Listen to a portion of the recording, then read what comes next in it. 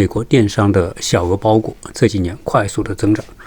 前几天我也跟大家分享过，我参与过做一些包裹的快递。通过这几天的工作，使得我对美国的小额电商包裹的销售情况有一定的了解。我们去参与快递的投放，要早上5点多出发，然后领到包裹之后，就会一家一户的按照地址把包裹投递出去。这几年，美国的$800以下的小额包裹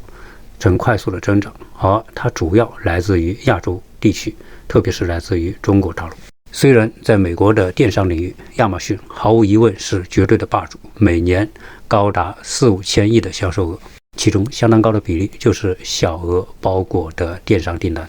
美国包裹的电商增长如此迅速，其中很大部分内容就是美国年轻人市场的快速崛起。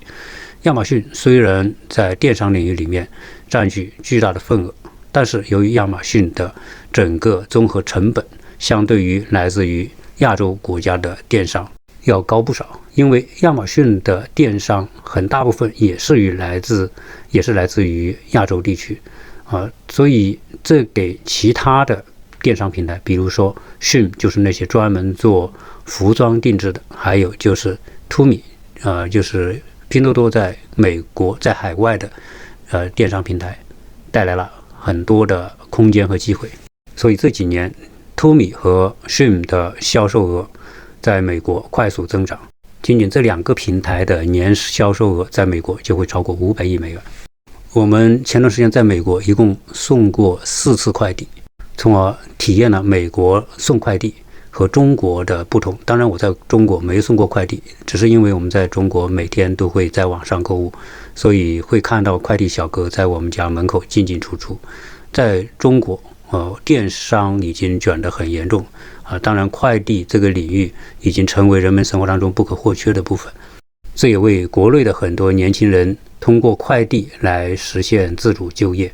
当然国内的快递行业可能他们投递一个快递的收入不一定会很高，跟美国比可能会有比较大的差距。在美国投递一个快递，这些中国的快递公司基本上它会在每个快递给投递员的收入大概是$1.8，有的可能达到$2。